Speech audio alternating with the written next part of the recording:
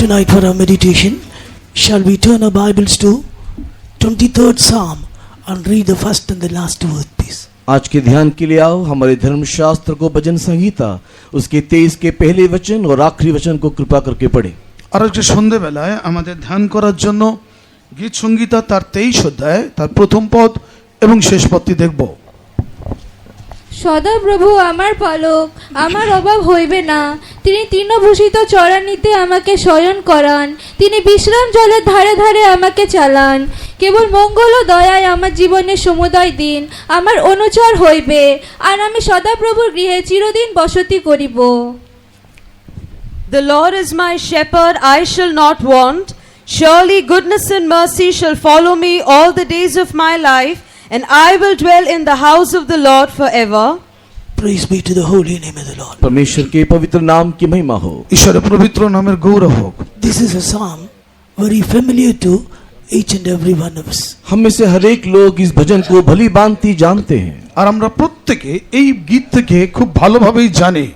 When we were small children, and this is the psalm which has been taught to by our parents in the first when we are about to begin to read the word of God or begin to talk. जब हम लोग छोटे बच्चे थे, नए नए बात करना सीखते थे, वचन को पढ़ना जानना शुरू किया, तब हमारे माता पिता इस भजन को मनन करने के लिए हमको कहा करते थे। আর যখন আমরা ছোট ছিলাম, প্রথম কথা বলতে শিখেছি, ছোট ছোট প্রার্থনা করতে শিখেছি, তখন আমার মা বাবারা আমাদেরকে কি করতো, এই গীতটি তারা মুখস্থ করতে বলতো। This is one of the best known psalm. और ये जो भजन जो है ये बहुत ही जाना पहचाना एक बहुत ही सुंदर गीत है। আর এই একটি গীত যা অত্যন্ত ভালো সুন্দর গীত এবং যা আমরা প্রত্যেকেই কম বেশি জানি। It begins with the simplest word, the Lord is my shepherd. और बहुत ही एक साधारण शब्दों के साथ ये गीत आरंभ होता है, यहोवा मेरा चरवाहा है। আর অত্যন্ত সাধারণ একটি শব্দ দ্বারা এই গীতটি শুরু হয়, সদাপ্রভু আমার পালক। Yet it is very significant, more important. और ये बहुत ही खास भी है और बहुत ही विशेष भी है। আর এটা অত্যন্ত বিশেষ বিষয় এবং বিশেষ করে বিশেষ বিষয়। Here in the psalm we can come to understanding the great and almighty God came down into this world to identify himself with the sheep, you and I, as a shepherd. और यहाँ पर इस गीत के द्वारा सर्वशक्तिमान महान पराक्रमी परमेश्वर अपने आप को हम जैसे भेड़ बकरियों के लिए चरवाहे के रूप में परिचय देता है। আর এখানে এই গীতের দ্বারা মহান ঈশ্বর আমাদের মতন মেষদেরকে তিনি যে প্রতিপাল করছে পালক, তার পরিচয় তিনি দিচ্ছেন। Praise be to the holy name of the Lord. परमेश्वर के पवित्र नाम की महिमा हो। ঈশ্বরের পবিত্র নামের গৌরব হোক। Psalm 23 is known as the pearl of the psalms. और भजन संहिता 23 भजन के बीच में एक मोती स्वरूप। আর গীত সংহিতা 23 এই পুরো গীতের মধ্যে একটি মুক্ত স্বরূপ। You all know pearl? क्या आप सब मोती को जानते हो? আপনারা কি মতিকে জানেন? It is soft, it is pure, it is very delightful to the eyes. और वो बहुत ही कोमल है और बहुत ही मुलायम है और आंखों के लिए बहुत ही मोहक है। আর সেটি অত্যন্ত কোমল, মোলায়েম এবং চোখের জন্য অত্যন্ত উপযুক্ত। Pure, radiant, delightful to the eyes. और ये बहुत ही स्पष्ट साफ जो है जो आंखों के लिए बहुत ही मनमोहक है।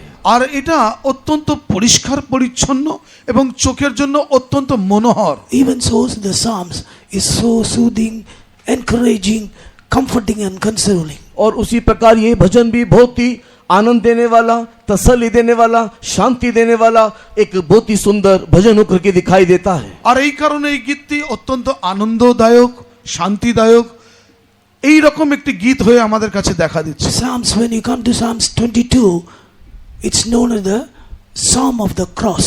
जब भजन 22 को हम पढ़ते हुए देखते हैं तो वो भजन क्रूस का भजन होकर के दिखाई पड़ता है। আর যখন গীত তার 22 অধ্যায় দেখি, এইটা ক্রুশের গীত বলে আমরা বুঝতে পারি। There you don't find any green pastures, still waters in the path of righteousness. वहां पर आपको कोई एक हरी हरी चराई नहीं दिखाई देगा, स्थिर जल वहां पर दिखाई नहीं देगा।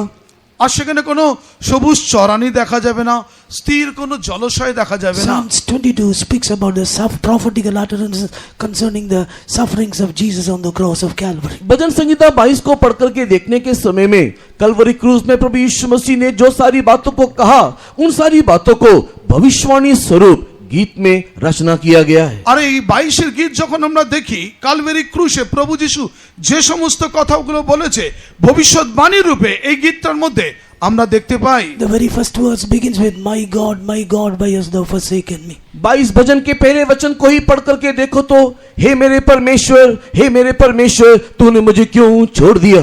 আর 22 পদের প্রথম পদ যদি আমরা দেখি, সেখানে এইভাবে লেখা আছে, হে আমার ঈশ্বর, ঈশ্বর আমার তুমি কেন আমায় পরিত্যাগ করিয়াছো। When you further come down, you can see many things of suffering Jesus has faced in his life. नीचे के वचनों को पढ़ते हुए देखने के समय में यीशु मसीह ने जो कलवरी क्रूस में सारे दुखों को उठाया, उन सारी बातों को इस गाथा में हम देखने पाते हैं। আর যখন তার নিচের দিকে আপনি পড়তে আসবেন, তখন দেখবেন কালভারি ক্রুশে তিনি যে সমস্ত কথামালাগুলো বলেছিলেন তার বিষয় এখানে লেখা আছে। Many bulls have compassed me, even the bulls of Bashan has compassed me round about. और अनेक That speaks about the wicked people. अनेक प्रकार के दुष्ट लोग मेरे विरोध में उठ करके बेल की मानिंद आए, इसके विषय में भी हम लोग इस गीत में देखने पाते हैं। আর এই গীতের মধ্যে এইটাও দেখতে পাই, অনেক দুষ্ট লোক আমার জন্য সে তারা বিরোধী হয়ে এসেছেন। Dogs have compassed me. और कुत्ते लोग मेरे विरोध में उठे। আর কুকুরেরা আমার বিরুদ্ধে উঠলো। These bulls and the bulls of Bashan and the dogs speaks about the wicked people that rose against the life of Jesus. और ये सांड और बाशान के सारे दुष्ट जंतु मेरे विरुद्ध में उठे, यीशु मसीह के विरुद्ध में दिखाई देने वाले उन सारे दुष्टों के संबंध हम लोग देखने पाते हैं। আর এই সমস্ত ষাঁড় এবং দুষ্টগণরা যারা আমার বিরুদ্ধে উঠেছে, প্রভু যিশুর জীবনে এই ধরনের দুষ্টদের উৎপত্তি দেখতে পাওয়া যায়। They pierced my hands and feet. और उन्होंने मेरे हाथ और पांव को छेद दिए। আর সে আমার হাত এবং পাকে ছেদিত করলো। I may tell of all my bones, both visible. और मेरे सारे हड्डियों को मैं गिन सकता हूँ, वो दिखाई पड़ता है। আর আমার সমস্ত হাড়গুলোকে আমি গুনতে পারবো যা দেখা যায়। His body was lacerated, so the bones could be easily seen. और उसके शरीर को इस प्रकार फाड़ा गया जिस रीति से हर एक कोई उसके हड्डियों को देख सके। আর তার শরীরকে এমন ভাবে ক্ষতবিক্ষত করা হলো যার দ্বারা তার সমস্ত হাড়কে দেখা যায়। Praise be to the holy name of the Lord. परमेश्वर के पवित्र नाम की महिमा हो। ঈশ্বরের পবিত্র নামের গৌরব হোক। Psalms 22 is known as the Psalm of the Cross. 22 भजन क्रूस की गाथा है। আর 22 গীত ক্রুশ গাথা সেই গীত। Psalms 22 is known as the pearl of the Psalm. और भजन संगीता 23. भजन संगीता 23 जो है वो सारे भजन के मध्य में एक मोती समान। আর গীত সংহিতা 23 সমস্ত গীতের মধ্যে একটা মুক্ত স্বরূপ। Psalms 23 we can make it avail for any situations in our life. हमारे जीवन की किसी भी परिस्थिति में भजन संगीता 23 को हम लोग देख सकते हैं, उसको अपने जीवन में अनुभव कर सकते हैं। আর আমাদের জীবনের সমস্ত পরিস্থিতিতে গীত তার 23 কে আমরা দেখতে পারি এবং তাকে অনুসরণ করতে পারি। Be it sickness or trials, be it anything, loss or gain, comfortless state, this Psalms gives a beautiful strength and encouragement in our life. हमारे दुर्बलता के समय में, बीमारी के समय में, हमारे सारे गिरावटों के मध्य में, किसी भी प्रकार की परिस्थिति में हम क्यों ना हो, इस गीत को पढ़ने के समय में वो हमारे जीवन में शांति, तसल्ली, सहानुभूति देता है। আর আমাদের দুর্বলতা সংকটের সময় যে কোনো দুরবস্থার সময় যদি আমরা এই গীত পড়ি, তখন আমরা আমাদের জীবনের শান্তি দেখতে পাই।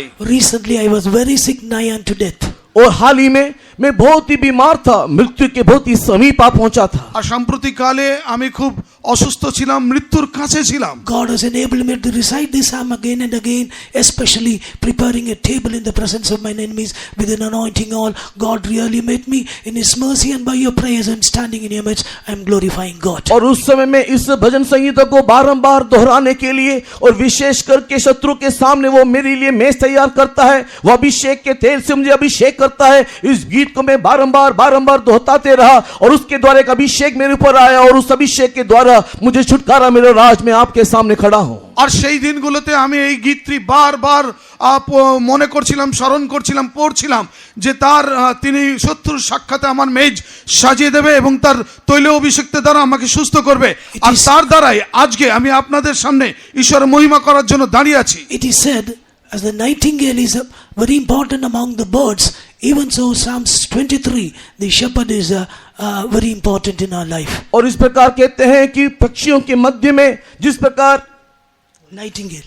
कोयल जो बहुत ही मुख्य है, उसी प्रकार भजनों के मध्य में ये 23 बहुत ही मुख्य है। আর যেভাবে পাখিদের মধ্যে কোয়েল অত্যন্ত মুখ্য পাখি, সেইভাবে গীতের মধ্যে 23 গীত অত্যন্ত মুখ্য গীত। Nightingale among the birds. Even so, Psalms 23 is a lightening experience in our life when for those who are going through the darkness of weeping and wailing. और जिस प्रकार पक्षियों के बीच में कोयल बहुत ही प्रधान है, वैसे ही अनेक प्रकार के दुख कहराने वाले, रोने वाली अवस्था में जाने वालों के लिए गीतों के मध्य में 23 गीत बहुत ही अहम भूमिका निभाता है। আর যেভাবে পক্ষীদের মধ্যে কোয়েল পক্ষী অত্যন্ত গুরুত্বপূর্ণ পাখি, ঠিক সেইভাবে যারা দুঃখ কষ্ট বেদনার মধ্যে দিয়ে যাচ্ছেন তাদের জন্য 23 গীত অত্যন্ত সেই সুখমধুর মুক্তর ন্যায় একটি গীত। Augustine, one of the man of God, said like this: in his vision he saw 119 Psalm the tallest tree of life in the midst of the paradise. और अगस्टिन नामक एक संत इस प्रकार वो कहता है कि उसने एक स्वप्न में 119 भजन को स्वर्ग में सबसे एक ऊंचा वृक्ष स्वरूप उसने देखा। Tree of life. जीवन के वृक्ष स्वरूप उसने देखा। আর আগস্টিন বলে একজন প্রভুর দাস আছে, তিনি বলছেন যে তিনি স্বর্গেতে 119 গীতটাকে তিনি একটা বৃক্ষে জীবন বৃক্ষের গাছ স্বরূপ তিনি দেখলেন। Psalms 23 has the fairest of flowers round this tree of life. और उसने भजन संगीत 23 को उसे जीवन के वृक्ष के चारों ओर श्रृंगार किए हुए फूलों के समान उसने वहां पर देखा। আর তিনি তারপরে এই কথাটা বলছেন যে আমি 23 গীতটাকে দেখছি যে সেই জীবন বৃক্ষের চারিদিকে ফুলের মতন সাজিয়ে রাখা একটি গীত। Praise be to the holy name of the Lord. परमेश्वर के नाम की महिमा हो। ঈশ্বরের নামে গৌরব হোক। The Lord is my shepherd, I shall not want. यहोवा मेरा चरवाहा है, मुझे कुछ घटी ना होवेगी। সদাপ্রভু আমার পালক, আমার অভাব হইবে না। David himself was a shepherd boy before coming to the throne. और सिंहासन में आने से पहले आप दाऊद एक चरवाहा था। আর এই সিংহাসনে বসার আগে দাউদ একজন পালক ছিলেন। David experiences God in a different manner. Dawood ने परमेश्वर को बहुत ही अलग ही रीति से अपने जीवन में अनुभव किया। আর দাউদ ঈশ্বরকে অত্যন্ত অন্যভাবে সে তার নিজের জীবনে অনুভব করেছিল। Even in our spiritual life, we can also experience our God in different ways. उसी प्रकार हमारे आत्मिक जीवन के इस दौड़ में हमारे ईश्वर को अलग ही रीति से हम अनुभव कर सकते हैं। আর আত্মিক জীবনে আমাদের এই দৌড়ে আমরা আমাদের ঈশ্বরকে অন্য রূপে আমরা অনুভব করতে পারি। He is our rock, He is our refuge, He is our strength. We can tell many things like that. वही मेरी चट्टान है, वही मेरी शरण स्थान है, वही मेरा गढ़ है। इस रीति से अनेक अनुभव को हम कह सकते हैं। আর তিনি আমার শরণস্থান, তিনি আমার দীর্ঘ দৈর্ঘ্য, তিনি আমার রক্ষক, এইভাবে আমি অনেক কিছু বলতে পারি। He is our maker, He is our husband, He is our shepherd. And like that we can tell many things. और वही हमारा बनाने वाला सृजनहार है, वही हमारा चरवाहा है, वही हमारा स्वामी है। इस रीति से हम लोग अलग अलग रीति से हमारे ईश्वर को अनुभव कर सकते हैं। আর আমরা এইভাবে বলতে পারি তিনি আমাদের সৃষ্টিকর্তা, তিনি আমাদের পালক, তিনি আমাদের রচনাকারী, এইভাবে আমরা অনেক কিছু বলতে পারি। When you look into the Psalms, जब हम इस भजन को पढ़ते हैं, আর যখন আমরা এই গীতটাকে পড়ি, from the first verse to the last verse, we can find many things there. जब पहले वचन से लेकर के आखिरी वचन तक पढ़ते जाओ, हम लोग बहुत सारे अनुभव को यहाँ देख सकते हैं। আর প্রথম পদ থেকে শেষ পদ অবধি যখন আপনি পড়বেন, আপনি অনেক ধরনের অনুভবের দ্বারা দিয়ে পাবেন। Salvation to perfection, from the earthly home to the heavenly home. और उद्धार से लेकर के सिद्धता तक, हमारे इस पार्थिव संसार के जीवन से लेकर के स्वर्गीय जीवन के उस पड़ाव तक की सारी बातें। আর উদ্ধার থেকে আমাদের সিদ্ধতা অবধি, আমাদের পার্থিব জীবন থেকে নিত্যতা জীবন অবধি সমস্ত কিছু। Here in the Psalm we can find the shepherd is doing everything needed for the sheep.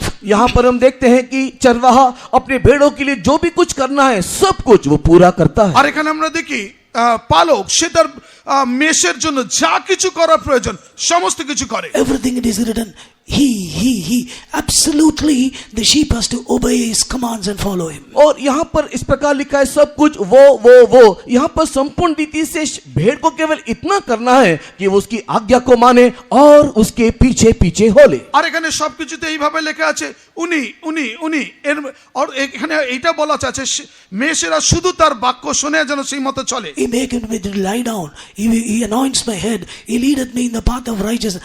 Everything the sheep is absolutely doing everything for the sheep. Shepherd is doing everything for the sheep, and the sheep has to obey his command and footsteps. यहाँ पर वो उसको बैठाता है, वो उसको धर्मियों के समान चलाता है, सब कुछ वो उसको पूरा करता है। भेड़ों को केवल इतना करना है कि वो उसकी आज्ञा को मानते हुए उसके पीछे पीछे हो ले। আর এখানে সে তাকে বসায়, ধার্মিকতার পথে চলে, শুধু মেজদের এইটুকুনি করতে হবে, তার রব শুনে শুধু তার পেছন পেছন চলে। In the book of Ezekiel, chapter 34, verse 31 says, "Men are the flocks, sheep of his pastures." और भजन संगीता 34 के 31 वचन में हम लोग देखने के समय में मनुष्य जो है उसकी भेड़ बकरी और मेरी चराई की भेड़ बकरी है। আরে জিএসকেল তার 34 অধ্যায় 31 পদ যখন আমরা দেখি তখন সেখানে লেখা আছে, মানুষ আমার চরানির মেষ। Though it is spoken to a literal shepherd and a literal sheep, here men are the sheep of his pasture and the Lord is our shepherd. और यहाँ पर अक्षर रीति से उसे भेड़ और बकरियों के बारे में लिखा हुआ है, तो भी मनुष्य जो है वो उसके भेड़ बकरियां हैं और हमारा परमेश्वर यहोवा हमारा चरवाहा है। আর এখানে আক্ষরিক অর্থে যা লেখা আছে যে মানুষ মাত্র ঈশ্বরের মেষ আর সদাপ্রভু আমাদের ঈশ্বর। Praise be to the holy name of the Lord. परमेश्वर के पवित्र नाम की महिमा हो। ঈশ্বরের পবিত্র নামের গৌরব। Our God is known as a good shepherd, a great shepherd and a chief shepherd. हमारा परमेश्वर एक अच्छा चरवाहा, एक उत्तम चरवाहा और चरवाहों के मध्य में वो प्रधान है। আর আমাদের ঈশ্বর তিনি পালকদের মধ্যে প্রধান এবং তিনি উত্তম পালক। As a good shepherd, he gave his life on the cross of Calvary. एक अच्छे चरवाहे होने के नाई वो कलवरी क्रूस में अपने भेड़ों के लिए अपना जान दिया। আর একজন ভালো পালক হবার কারণেই তিনি কালভারি ক্রুশে নিজের প্রাণ দিয়েছেন। Normally, when you go to a butcher shop, you can find it a sheep that is being killed and hanged there. और आप लोग अगर आप एक कसाई के घर में अगर आप जाओगे तो वहां पर एक भेड़ को वहां पर मार करके उसको झूलता हुआ वहां पर देखोगे। আর যদি কোনো কসাইয়ের ঘরে যান তাহলে দেখবেন যে সেখানে একটি মেষকে মেরে সেটাকে ঝুলিয়ে রাখে। But here it is contrast. Our Jesus was killed and he was hanging on the cross of Calvary for लेकिन you. यहाँ पर इसकी विपरीत हम देखते हैं कि हमारे प्रभु यीशु मसीह को मारा गया, उसको कलवरी क्रूस में झुलाया गया। কিন্তু এখানে তার উল্টোটা দেখি যে আমাদের প্রভু যীশু খ্রিস্টকে মারা হয়েছে এবং তাকে কালভারি ক্রুশে ঝোলানো হয়েছে। Book of Zechariah chapter 13 verse 7 it is written. जकरिया की किताब 13 अध्याय के 7 वचन में, আর সকরিয় তার 13 অধ্যায় 7 পদ, Arise my sword and kill smite the shepherd and the sheep shall be scattered. हे मेरे तलवार मेरे ठहराए हुए चरवाहे के विरुद्ध उठ और सारे जो लोग जो हैं वो तितर बितर हो जाएंगे। হে আমার তরবারি তুমি সেই সমস্ত লোকের বিরুদ্ধে ওঠো আর সমস্ত শত্রুরা ছিন্ন ভিন্ন হবে। This sword speaks about the wrath of God which came upon Jesus on your behalf to forgive our sins. और हमारे पापों के खातिर आपके लिए और मेरे लिए ये तलवार उस प्रभु यीशु मसीह के ऊपर आ गिरा है, उसी के संबंध में लिखा हुआ है। আর আমার এবং আপনার পাপের জন্য সেই খড়গ প্রভু যিশুর জন্য উঠেছে, তার জন্যই তো আমরা তার জন্যই আমরা মুক্ত। As a good shepherd he gave his life. एक अच्छे चरवाही की नाई उसने अपने जीवन को दे दिया। আর একটা ভালো পালকের ন্যায় তিনি তার জীবনকে প্রদান Through করেন। his life we get many lives. उसके जीवन के द्वारा हमें बहुत जीवन मिला। আর তার জীবনের দ্বারা আমরা অনেক জীবন পেয়েছি। John's Gospel 3rd chapter the 16th verse says, we give whosoever believeth on him he shall have eternal life. और यूहन्ना रचित सुसमाचार अध्याय 3 वचन 16 कहता है कि जो भी उसे विश्वास करेगा उसे अनंत जीवन मिलेगा। আর জন লিখিত সুসমাচার তার 3 অধ্যায় 16 পদে বলছে যে কেউ তাহাকে বিশ্বাস করবে সে অনন্ত জীবন পাবে। First we get eternal life. सबसे पहले अनंत जीवन हमें मिलता है। আর সবচেয়ে প্রথমে অনন্ত জীবন পাওয়া যায়। According to Romans 6 chapter the 4th verse, we get the newness of life when we obey to the truth of the water baptism. रोमी की किताब उसके 6 अध्याय के 4 वचन में पानी के बपतिस्मा लेने के द्वारा एक नए जीवन हमें प्राप्त होता है। আর রোমীয় তার 6 অধ্যায় 4 পদ অনুযায়ী জলের বাপ্তিস্ম নেবার কারণে আমরা আসে মুক্ত হই, John's নতুন Gospel, Jibon pi. John's Gospel 10th chapter the 10th verse, through the anointing of the Holy Spirit we receive the abundant of life. और यूहन्ना रचित सुसमाचार 10वें अध्याय के 10 वचन में पवित्र आत्मा का अभिषेक के द्वारा बहुतायत का जीवन हमें मिलता है। আর জন লিখিত সুসমাচার তার 10 অধ্যায় 10 পদ অনুযায়ী আমাদের অনেক অপরিমেয় জীবন পাই। Not only that, in John's Gospel 2nd chapter you read about the transforming life which was in the power of Jesus. और पवित्र यूहन्ना रचित सुसमाचार के दूसरे अध्याय में पढ़ने के समय में परमेश्वर के सामर्थ के द्वारा रूपांतर करने वाले का जीवन भी हमें प्राप्त होता है। আর জন লিখিত সুসমাচারের দ্বারা আমরা দেখি রূপান্তর করার একটা সেই শক্তি আমরা দেখতে পাই। Turn the water into wine, that is a transforming power. उसने पानी को दाखमधु बना दिया और और ये एक परिवर्तन करने वाला, रूपांतरित करने वाला सामर्थ। আর তিনি জলকে দ্রাক্ষারসে রূপান্তর করলেন, এটা সে পরিবর্তন করার একটা শক্তি। The life in Jesus can transform our life. Whoever it may be, whatever state it may be, can transform our life. हम कोई भी क्यों ना हो, कैसी भी परिस्थिति में क्यों ना रहे हो, प्रभु यीशु मसीह में हमारे जीवन को वो रूपांतरित कर सकता है। আর আমরা যে কেউ হই না কেন, যা কেউ হই না কেন, প্রভু যিশু তার জীবনকে রূপান্তর করতে পারে। There was an atheist teacher who wanted to fool his students by saying, Jesus turned the water into wine. That is not something great, but I can do better than I turn the wine into water. और एक नास्तिक था जो अपने बच्चों को गुमराह करने के लिए इस प्रकार कहा कि प्रभु यीशु मसीह ने जो पानी को दाखमधु बनाया, ये कोई बड़ी चमत्कार की बात नहीं है, मैं उससे भी बेहतर कर सकता हूं करके वो वहां पर इस प्रकार का दावा I can किया। turn the wine into water. और उसने दाखमधु को पानी में होकर के बदल दिया। আর একজন নাস্তিক সে কিছু বাচ্চাদের কাছে এই রকম কথা বললেন যে দেখো, প্রভু যীশু খ্রিস্ট তিনি জলকে দ্রাক্ষারসে বানিয়েছে, এটা কোনো বড় বিষয় নয়, কিন্তু আমি দ্রাক্ষারসকে জল তৈরি করব। He took a pouch, opened it, and poured it in a cup of water that becomes wine in color. और उसने एक पाउच को लिया और पानी के उस ग्लास में जब उसने डाला तो वो वाइन में या उस दाखमधु के रंग में बदल गया। আর যখন সে একটা পাউচকে নিয়ে সে সেই জলের মধ্যে যখন ডিপ করলো, তখন দেখা গেল সেই জলটা সেই দ্রাক্ষারসের কালারের ন্যায় হলো। Jesus turned only water into wine, but I am going to turn this wine into water again. यीशु मसीह ने तो केवल पानी को दाखमधु बनाया, लेकिन अब देखो मैं उससे भी बड़ा काम करूंगा, इस दाखमधु को पानी में मैं बदल डालूंगा। আর প্রভু যিশু তো শুধুমাত্র জলকে দ্রাক্ষারসে তৈরি করলো, এখন আমি তার থেকেও বড় কাজ করব। দেখো এই জলকে, এই দ্রাক্ষারসকে আমি জলে রূপান্তর। He took another pouch and put that powder in it, that had become like a water like. और उसने उसी ग्लास में जहां पर ये दाखमधु था और एक दूसरा पाउच को वहां पर उसमें जब डाला तो ये जो दाखमधु दिखाई दे रहा था वो दोबारा पानी के रंग में या पानी के रूप में दिखाई देने लगा। আর সে যেই গ্লাসে জলের মধ্যে সেই পাউচটা ডুবানো হয়েছিল, তার দ্বারা যে রংটি এসেছিল, সে আর একটা পাউডার যখন তার মধ্যে ডালা হলো, সেটা জলের কালার চলে এলো। Students were dumbstruck, they could not speak anything before. और इसके सामने सारे बच्चे लोग हक्के बक्के रह गए और कुछ भी कहने नहीं पाए। আর তার সামনে সমস্ত বাচ্চারা হতভম্ব হয়ে গেল, তারা কিছু বলতে আর পারলো না। There was one Christian boy there. लेकिन उसके मध्य में एक लड़का, एक जवान था जो मसीही था। আর তার মধ্যে একজন যুবক ছিল যিনি খ্রিস্টান। He challenged this teacher. और इसने इस अध्यापक को उसने चुनौती दी। আর এই শিক্ষককে তিনি একটি চ্যালেঞ্জ করলেন। Sir, I am going to ask you one thing. मैं आपसे एक सवाल पूछता हूं महाशय। মহাশয়, আমি আপনার কাছ থেকে একটা কথা জিজ্ঞেস করতে চাই। Can you drink the wine which you have made? क्या आप उस दाखमधु को जो आपने बनाया है पी सकते हो? আপনি যে দ্রাক্ষা রসটি বানালেন সেটা কি আপনি পান করতে পারবেন? He said, no, if I drink I will die. और उसने कहा कि नहीं नहीं, अगर मैं इसको पीऊंगा तो मैं मर जाऊंगा। না না, আমি এটা যদি পান করি তাহলে আমি মারা যাব। That's the difference between the wine you have made and the wine Jesus made. Wine Jesus, the water turned into wine by Jesus is drinkable by all. और उस समय में उसने कहा कि महाशय, यही आपके चमत्कार में और यीशु के चमत्कार में फर्क है। जो यीशु ने पानी को दाखमधु बनाया था वो सब कोई पी सकता था, लेकिन जो आपने उस दाखमधु को बनाया उसको आप खुद भी नहीं पी सकते हो। আর তখন সেই ছাত্র বলে এর মধ্যে এইটাই পার্থক্য, আপনি যা বানিয়েছেন তা কেউ পান করতে পারে না, কিন্তু প্রভু যিশু যা বানিয়েছে সেটা প্রত্যেকেই পান করতে পারে। In Jesus you have resurrection life also. यीशु मसीह में आपके लिए एक पुनरुत्थान का जीवन भी है। আর প্রভু যিশুর মধ্যে আপনাদের মধ্যেও সেই পুনরুত্থানের জীবন আছে। Jesus said, I am life and resurrection.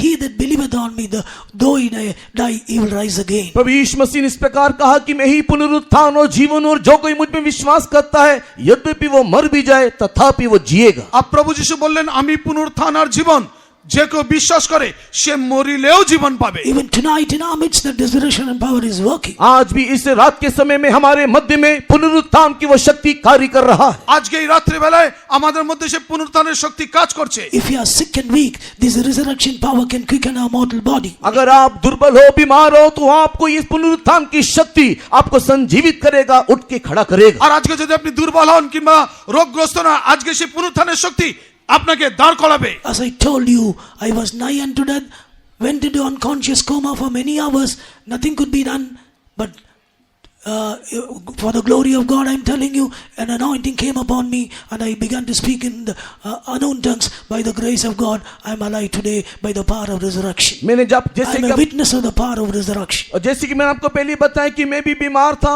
और बीमारी की अवस्था में मैं इतना बुरी अवस्था में चला गया कि मैं कोमा में जाने के समान या मैं पूरा बेहोशी की हालत में चला गया। अचानक पवित्र आत्मा का अभिषेक मेरे अंदर आया, मैं अन्य भाषा में बातें करने लगा और परमेश्वर की इस पुनरुत्थान की सामर्थ के द्वारा मैं उस अवस्था से बाहर निकल आया। আর আমি আপনাদেরকে আগেই বলেছি, আমিও যখন অসুস্থ ছিলাম, আমি প্রায় কোমাতে চলে গেছিলাম, আমি অজ্ঞান অবস্থায় ছিলাম। সেই অবস্থায় আমি যখন সেই পবিত্র আত্মার অভিষেক পেলাম এবং অন্যান্য ভাষা পেলাম, আজকে আমি সুস্থ হয়ে আপনাদের সামনে দাঁড়িয়ে আছি। In Jesus you got an overcoming life.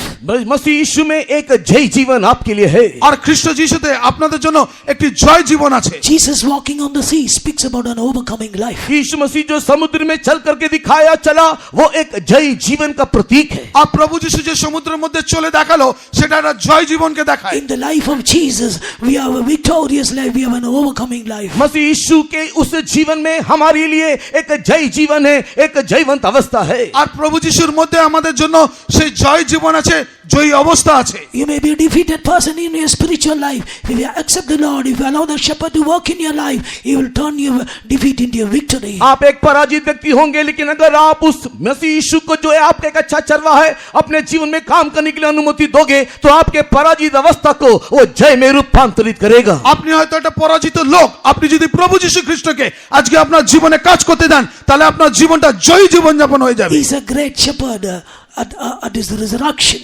और वो पुनरुत्थान में एक बहुत बड़ा चरवाहा है। আর তিনি পুনরুত্থিত অত্যন্ত বড় এক পালক। Our God is a great God. हमारा परमेश्वर महान ईश्वर है। আর আমাদের ঈশ্বরই মহান ঈশ্বর। He's great in everything. His name is great. His kingdom is great. He's great in Zion. और वो हर बातों में महान है, उसका राज्य महान है, उसका नाम महान है, वो सिय्योन में महान है। আর তিনি সর্ববিষয় মহান, তার রাজ্য মহান, তার সিয়ন মহান, তিনি সব ক্ষেত্রেই মহান। He is the chief shepherd of our life. और वो हमारे जीवन का मुख्य चरवाहा है। আর তিনি আমাদের জীবনের প্রধান পালক। Chief shepherd is going to appear very soon. वो प्रधान चरवाहा बहुत ही शीघ्र मध्य आकाश में प्रकट होगा। আর সেই প্রধান পালক খুব শীঘ্রই মধ্য আকাশে আসছে। To gather all the sheep in his sheepfold, the chief shepherd is going to come very soon in the mid-year. मध्य आकाश में प्रधान चरवाहा अपने झुंड में सारे भेड़ों को इकट्ठा करने के लिए वो आने जा रहा है। আর মধ্য আকাশের সেই পালক সে তার নিজের দলকে একত্রিত করার জন্য খুব শীঘ্রই আসছে। Every happenings of this world speaks that Christ is nigh at the door of इस His संसार grace. में होने वाली हर एक घटना यही बात को बता रही है कि यीशु मसीह का आगमन नजदीक है। আর এই জগতে যে সমস্ত ঘটনা ঘটছে, এই সমস্ত কিছু একটা বিষয়কে প্রকাশ করছে, প্রভু যিশু শীঘ্রই আসছে। Praise be to the holy name of the Lord. परमेश्वर के नाम की महिमा हो। ঈশ্বরের নামে গৌরব হোক। Sheep in singular, flocks in plural. और जो भेड़ जो है वो एक वचन में और भेड़े जो है वो बहुवचन में है। আর ভেড়া এক বচন, কিন্তু ভেড়াগুলো বহু বচন বোঝায়। Yesterday also in the message you heard to go and observe the feast, the flocks must also there. और आपने भी कल शाम के संध्याकालीन सभा में सुना कि आप जब उस जंगल में जाओ तो आपके साथ भेड़ बकरियों को भी साथ लेना है। আর আপনি কালকে সন্ধ্যাবেলা শুনেছেন, যখন আপনি প্রান্তরের মধ্যে যাবেন, জঙ্গলের মধ্যে যাবেন, তখন যেন সেই মেষগুলোকেও আপনি নিয়ে যান। This flock speaks about a group of people saved by the blood of Jesus. और ये जो झुंड बोलने से प्रभु यीशु मसीह के लहू के द्वारा छुटकारा प्राप्त किए हुए एक दल को, एक झुंड को दिखाता है। আর এই দল বলতে গেলে তাদেরকে বোঝায় যারা কিনা প্রভু যিশুর রক্তে কৃত হয়েছে, সেই নতুন দলকে বোঝায়। Or the church which has been purchased by the blood of Jesus and anointed by the Holy Spirit.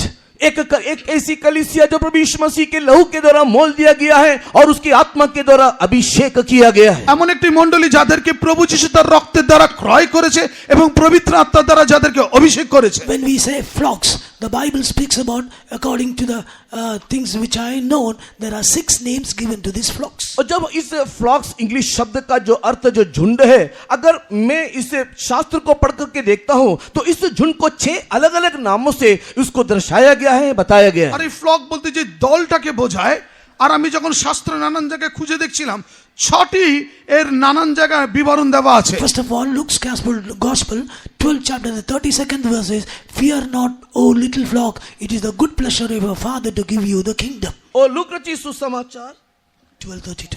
उसके 12 अध्याय के 32 वचन को पढ़ने के समय में, हे छोटे झुंड मत डर, क्योंकि परमेश्वर को यह भाया है कि परमेश्वर का राज्य तुझे दे। আর লুকলিখিত সুসমাচার তার 12:32 এইভাবে লেখা আছে, হে ছোট দল তুমি ভয় করো না, কারণ তোমাদের ঈশ্বর তোমাদের সহবর্তী। This flock must be a little flock. और ये जो झुंड है वो एक छोटा झुंड होना चाहिए। আর এই যে দল সেটা একটা ছোট দল, Not in quantity but in quality. लेकिन ये जो है वो एक संख्या में नहीं किंतु गुणवत्ता में। আর সেটা সংখ্যায় অনেক বেশি না, কিন্তু গুণগত মান তাদের অনেক বেশি। Little means those who are humble. यहाँ पर छोटे शब्द का अर्थ है जो बहुत ही नम्र और दीन है। আর এখানে ক্ষুদ্র বলতে যেটাকে বোঝায় সেটা নম্র এবং দীনতাকে বোঝায়। Jesus wants that we should be a humble flock. प्रभु यीशु मसीह चाहता है कि हम एक ऐसे झुंड हो जो बहुत ही दीनहीन नम्र हो। আর प्रभु যিশু চায় যে আমরা এমন একটি দল হই যা অত্যন্ত নম্র এবং দীন। We may not be very important to the eyes of this world, इस संसार की दृष्टि में शायद हम एक खास व्यक्ति ना होंगे, আর এই জগতের দৃষ্টিতে হয়তো আমরা কোনো বিশেষ ব্যক্তি না, we are little in the sight of this worldly people. इस संसारी लोगों की दृष्टि में शायद हम एक बहुत ही छोटे और हीन व्यक्ति होंगे, আর এই জগতের লোকেদের দৃষ্টিতে আমরা অত্যন্ত ক্ষুদ্র হীন ব্যক্তি হতে পারি। But this little flock, the Lord said, fear not, it is the good pleasure of the Father to give you the kingdom. किंतु इस छोटे जन को देख करके प्रभु यीशु मसीह कहता है मत डर, क्योंकि पिता को ये भाया है कि परमेश्वर का राज्य तुझे दे। আর এই ছোট দলকে দেখে প্রভু যিশু এই কথা বলছেন, তুমি ভয় খেও না, কারণ ঈশ্বর তোমাদের জন্য সে মহান রাজ্য রেখেছেন। You are that flock, I am that flock, little flock. आप वो झुंडो, मैं वो झुंडू, हम वो छोटे झुंड है। আমরা সেই দল, আপনারা সেই দল, আমরা সেই ছোট দল। Fear not, says our shepherd. परमेश्वर का वचन कहता है या ये चरवाहा कहता है मत डर। আর সেই পালক বলছে ভয় করো না। Perhaps tonight, those who are seated here, some of you may be having various kinds of fear in your life. हो सकता है कि यहाँ पर बैठे रहने वाले में से अनेकों के अंदर विभिन्न प्रकार का भय शायद आपके अंदर होगा। হয়তো এখানে যারা বসে আছেন তাদের মধ্যে অনেকের মধ্যে হয়তো এরকম যে তারা নানান ভয়ে ভয়ভুক্ত হয়ে আছেন। Fear of sickness, fear of death, fear of future, fear of the losing the business, fear of education. Many kinds of fear may be tormenting your heart and mind. आपके मन में, दिल दिमाग में मृत्यु का भय, बीमारी का भय, भविष्य का भय, आपके व्यापार के नष्ट होने का भय, ऐसे अलग अलग प्रकार का भय आपके अंदर हो सकता है। আর আপনার মনে এবং আপনার হৃদয়ের মধ্যে এই ধরনের ভয় লুকিয়ে আছে। হয়তো আপনার রোগের ভয়, মৃত্যুর ভয়, ব্যাপারের ভয়, বিজনেসের ভয়, অন্য নানান ক্ষেত্রে ভয় আপনার হৃদয়তে লুকিয়ে আছে। The sheep are very timid, very fearful. और ये जो भेड़ जो है वो बहुत ही डरपोक और बहुत ही भयालु होते हैं। আর এই যে মেষ সে অত্যন্ত ভীতু হয়। For a small voice, it will get you fearful. छोटी सी आवाज सुनने से ये भेड़ डर जाते हैं। আর ছোট আওয়াজ শুনলেই এই মেষটি ভয় পেয়ে যায়। So the shepherd goes in the midst of this flock, gives them a pat and comforts them. और उस समय में जब ये डर जाते हैं तो ये चरवाहा जाता है, उसके ऊपर थपथपाते हुए कहते हुए उसको तसल्ली देता है। আর যখন এই মেষরা ভয় পেয়ে যায়, এই পালক যায় আর তার উপরে হাত দিয়ে তাকে ঠুকে বলে যে ভয় করো না। Even so, tonight the hand of our shepherd is going to come upon you. उसी प्रकार आज की इस रात के समय में भी हमारा उस प्रधान चरवाहे का हाथ आपके ऊपर आएगा। আজকে রাত্রে বেলায় সেই রকম সেই আমাদের উপর মহান সেই পালকের হাত নেমে আসবে। Fear may be common to you day and night. Tonight the hand of the Lord is going to touch you. The shepherd's nail scanner is going to touch you. You are going to be delivered from this fear. अनेक प्रकार के विभिन्न प्रकार के डर और भय में जो आप जीवन जी रहे हो, आज उस प्रधान चरवाहे का हाथ आपके ऊपर आएगा और आपको सारे भय से, सारे तकलीफों से आपको दूर करेगा। আর আপনি যে সমস্ত ভয় নিয়ে এখন অবধি জীবন যাপন করছেন, আজকে সেই মহান সদা পালক আপনার উপরে হাত রাখবে আর সমস্ত ভয় আজকে চলে যাবে। John in the island of Patmos, when he saw the vision of the risen Jesus, he fell before him as a dead person. और जब यूहन्ना ने उस पद्मोस नामक उस द्वीप में प्रभु यीशु मसीह का दर्शन को देखा, उसे देख के डर के उसके सामने मूर्छा खा करके गिर पड़ा। আর যখন যোহন পাটন দ্বীপে প্রভু যিশুর সেই দর্শনকে দেখলেন, পুনরুত্থিত ঈশ্বর যিশুকে দেখলেন, তিনি তার কাছে মুখে তিনি ষষ্ঠাঙ্গে পড়ে গেলেন। God appeared in him, touched him with his right hand and said, fear not. उस समय में प्रभु यीशु मसीह आया, उसको छू करके कहा मत डर। আর সেই সময় প্রভু যিশু এলো, তাকে ছুকে বলল ভয় করো না। Tonight the right hand of God is extended for you and me.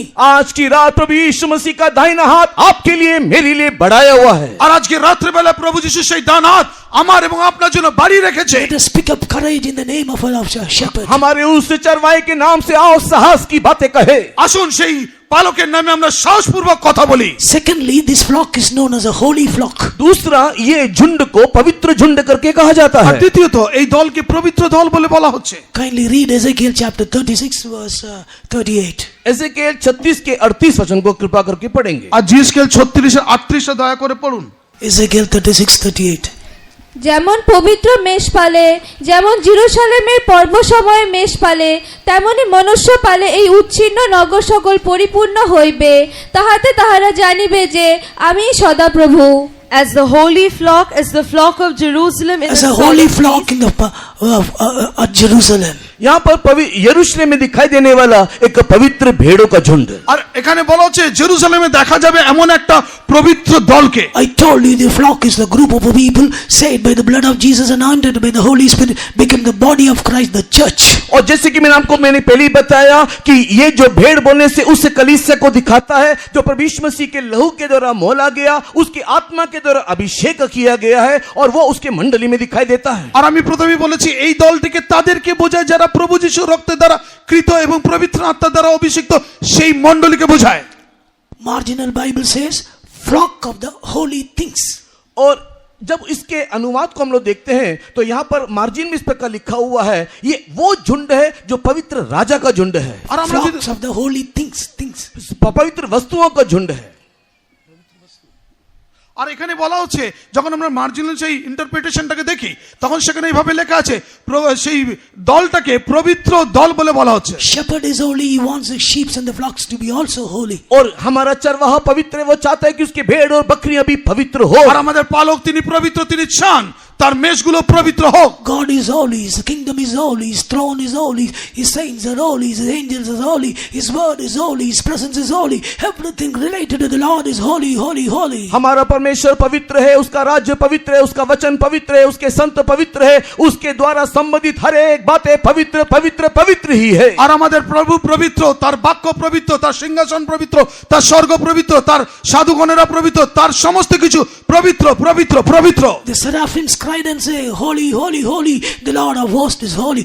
Thrice they mentioned that. और सराफिम दूत भी परमेश्वर के सामने खड़े होते हुए पवित्र पवित्र पवित्र सेनाओं के यहोवा पवित्र से 3 बार दोहराते रहते हैं। আশি সেরাফিম তিনি ঈশ্বরের সামনে দাঁড়িয়ে তিনি সর্বসময় বলছেন পবিত্র পবিত্র পবিত্র, তিনি তিন বার বলছেন This পবিত্র পবিত্র। thrice speaks about the holiness of the triune God. यहाँ पर 3 बार पवित्र पवित्र पवित्र करके दोहराना तृतीय ईश्वर की उपस्थिति को दिखाता है। আর এখানে 3 বার পবিত্র পবিত্র বলা অর্থ হলো তৃতীয় ঈশ্বরকে প্রমাণ করে। In this holiness you have got two sides. और इस पवित्रता में 2 पार्श्व है। আর এই পবিত্রতায় দুটো ভাগ আছে। One is crystal clear, nothing is hidden. और एक ऐसा है जो बिल्लोरे के समान स्वच्छ है जिसमें कुछ भी छुपा हुआ नहीं है। আর একটা এমন যা একদম স্বচ্ছ, যার মধ্যে কিছু লুকায়িত নেই। Secondly, a life without offense. और एक दूसरा अनुभव बोलने से एक ऐसा जीवन जिसमें कोई परिश्रम नहीं है। আর তারপরে এমন একটা জীবন যাতে उसमें दूसरा एक ऐसा जीवन जिसमें कोई भी ठोकर नहीं है। আর দ্বিতীয় এমন একটা জীবন যার মধ্যে কোনো ঠোকর নেই। That's what we read in Philippians chapter 1 verse 10. We should be seen without offense at the coming of the other day of Christ. इसी के लिए फिलिप्पी की किताब पहले अध्याय के 10 वचन में प्रभु यीशु मसीह के आगमन के समय में ठोकर के बिना हम वहां पर दिखाई देंगे। আর এখানে ফিলিপিও তার 1:10 অনুযায়ী প্রভু যিশুর আগমনে আমরা বিনা বিঘ্ন প্রাপ্ত অবস্থায় দেখা যায়। Yes, the church must be holy, the flocks must be holy. हाँ, परमेश्वर के प्रिय लोगों, कलीसिया उसके झुंड पवित्र होना चाहिए। আর এই কারণে এই ঈশ্বরের লোকেরা তার মণ্ডলী হোলি, তার দলগুলো Holi. By the life of separation we can maintain a holy life. एक अलगाव के जीवन के द्वारा एक पवित्रता के जीवन को हम लोग बनाए रख सकते हैं। আর একটা পৃথকীকরণ জীবনের দ্বারা আমরা একটা পবিত্র জীবন যাপন তৈরি করতে পারি। When the children of Israel delivered from Egypt came to wilderness, the word of God says they were holy unto God. और जब इस्राएल के संतान लोग मिस्र देश से बाहर निकलकर जब जंगल में आए तब परमेश्वर का वचन कहता है कि वो यहोवा के लिए पवित्र ठहरे हैं। আর যখন মিশরীয়দের অবস্থা থেকে ইসরায়েল যখন বাইরে বেরিয়ে এলো তখন তাদেরকে বলা হলো তোমরা যেন ঈশ্বরের জন্য পবিত্র হও। As long as they were in Egypt, they were a holy flock. जब तक उन लोग मिस्र देश में थे वे लोग एक पवित्र भेड़ नहीं थे। আর যখন যতদিন তারা মিশরে ছিল ততদিন তারা পবিত্র ছিল না। After being coming to wilderness separated from Egypt, they were called holy unto the Lord. किंतु जब वे लोग मिस्र देश से बाहर निकाले गए और मरुभूमि में आए तब उसके निमित्त प्रकार कहा गया कि ये मेरे पवित्र भेड़े हैं। আর যখন তাদেরকে সেই মিশর থেকে বাইরে এনে প্রান্তরে নিয়ে আসা হলো তখন তাদের বলা হলো যে তোমরা আমার পবিত্র মেষ। Let us not continue a sinful life, worldliness and worldly life come out of that Egypt, then you'll be holy unto the Lord. इसके लिए आओ हम लोग एक पवित्र जीवन को जिए, हम लोग इस संसार और संसारिकता में ना जिए, हम लोग उसमें से बाहर निकल करके एक पवित्र जीवन जीने के लिए समर्पण करें। আসুন আমরা পবিত্র জীবন যাপন করি, এই জগতের অনুরূপে যাতে না চলি, তার থেকে বেরিয়ে এসে আসুন নতুন জীবন যাপন করি। To be made as holy, we need an anointing of the Holy Spirit frequently in our life. अगर हम लोग पवित्र किए जाना है तो निरंतर सर्वदा पवित्र आत्मा का अभिषेक की परिपूर्णता में दिखाई देना है। আর যদি আমাদেরকে নতুন করতে হয় তাহলে সর্বসময় সর্ববিষয় পবিত্র আত্মার অভিষেকের নিচে থাকতে হবে। In Luke's Gospel chapter 1 verse 35, the angel of the Lord said unto Mary, the Holy Spirit will come upon you, the shadow of the highest will be upon you, that which you shall beget, born of it shall be called holy. और look रचित सुसमाचार पहले अध्याय के उससे 35 वचन में पढ़ने के समय में स्वर्गदूत ने उसको उत्तर दिया कि पवित्र आत्मा तुझ पर उतरेगा और परम प्रधान की सामर्थ तुझ पे छाया करेगा, इसके लिए पवित्र जो उत्पन्न होने वाला है वो परमेश्वर का पुत्र कहलाएगा। আর দূত উত্তর করিয়া তাহাকে কইল, পবিত্র আত্মা তোমার উপরে আসিবেন এবং পরাৎপরের শক্তি তোমার উপরে ছায়া করিবেন, এই কারণে যে পবিত্র সন্তান জন্মাইবে তাহাকে ঈশ্বরের পুত্র বলা যাইবে। Holy Spirit anointing, the fire of the Holy Spirit can transform our life. पवित्र आत्मा का अभिषेक, वो पवित्र आत्मा की अग्नि हमारे जीवन को रूपांतरित कर सकता है। পবিত্র আত্মার অভিষেক, পবিত্র আত্মার সেই অগ্নি আমাদের জীবনকে রূপান্তর করতে পারে। The shepherd says, even as I am holy, be holy. और इसी के लिए चरवाहा कहता है कि जैसा मैं पवित्र हूं वैसे तुम भी पवित्र बनो। আর এখানে পাল মহাপালক বলছে যেভাবে আমি পবিত্র তোমরাও পবিত্র হও। Holy people are going to be caught up at the coming of the Lord. पवित्र लोग ही प्रभु यीशु मसीह के आगमन में उठा लिए जाएंगे। আর পবিত্র লোকদেরকে শুধু প্রভু যিশুর আগমনে তুলে নেওয়া হবে। Blessed are the pure in heart, for they shall see God. Blessed are the pure in heart, for they. धन्य है वे जो अपने दिन में अपने मन में पवित्र है, क्योंकि वे परमेश्वर का मुंह देखेंगे। আর ধন্য তারা যারা হৃদয় দীনহীন পবিত্র, তারা ঈশ্বরের শ্রীমুখ দেখবে। May the merciful God, may the Holy Spirit brings His holiness according to His standard and prepare our life for the coming of the Lord. दयालु परमेश्वर, अनुग्रहकारी परमेश्वर जो उस पवित्रता का दर्जा वो चाहता है वो हमारे जीवन में लेकर आए और उसके आगमन के लिए हमें तैयार আর करे। দয়ালু ঈশ্বর, পবিত্র ঈশ্বর যে পবিত্রতা আমাদের জীবনে তিনি চান সেটা যেন তিনি দয়া করে আমাদের জীবনে দেন। Thirdly, this flock is called as the beautiful flock. अगला ये जो झुंड है उसको एक सुंदर झुंड करके कहा गया है। আর তারপরে তৃতীয় এই যে দলকে বলা হচ্ছে তাকে বলছে সুন্দর একটি দল। Jeremiah chapter 13 verse 20 speaks about the beautiful flock. यिर्मयाह की किताब 13 अध्याय के 20 वचन में इस झुंड के बारे में कहा गया कि ये पवित्र झुंड है, एक सुंदर झुंड है। আর জেরেমিয়া 13:10 বলা হচ্ছে যে এটা একটা পবিত্র দল।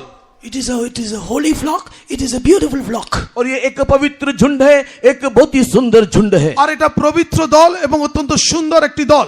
God wants His flocks or the church to be beautiful. परमेश्वर चाहता है कि उसका झुंड, उसकी कलीसिया सुंदर दिखाई दे।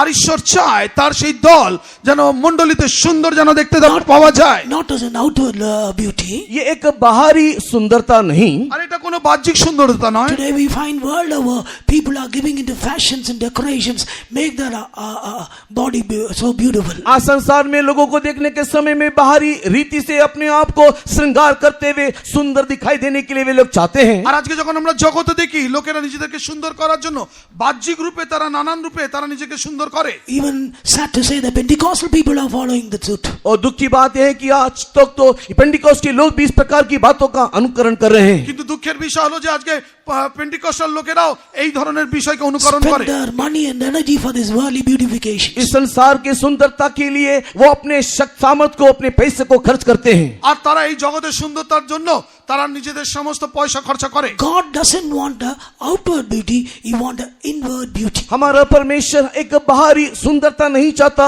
एक भीतरी सुंदरता वो आग्रह करता है। আমাদের ঈশ্বর বাহ্যিক সুন্দরতার জন্য তিনি আশা করেন না, কিন্তু ভেতরের সুন্দরতার জন্য আসক্ত। Again, the word of God says, worshiping the Lord in the beauty of the whole we must worship the Lord in the beauty of holiness. परमेश्वर का वचन कहता है कि पवित्रता में शोभायमान होते हैं, हमें उसकी आराधना करना चाहिए। আর ঈশ্বরের বাক্য বলে পবিত্রতা শোভায়মান হয়ে আসুন তার আরাধনা করি। Holiness brings beauty in our life. और ये पवित्रता हमारे जीवन में सुंदरता ले आता है। আর এই পবিত্রতা আমাদের জীবনে সুন্দরতা নিয়ে আসে। Divine characters brings beauty in our life. ईश्वरीय स्वभाव हमारे जीवन में सुंदरता ले आता है। আর ঈশ্বরের স্বভাব আমাদের জীবনে সৌন্দর্যকে নিয়ে আসে। Consecration and separation brings beauty in our life. प्रतिष्ठा जीवन, अलगाव का जीवन हमारे जीवन में सुंदरता ले आता है। প্রতিষ্ঠা জীবন এবং পৃথকীকরণ জীবন আমাদের জীবনে সৌন্দর্যকে নিয়ে আসে। According to Isaiah 52:7, publishing the peace, or people who are proclaiming the peace, their feet is beautiful upon the mountain.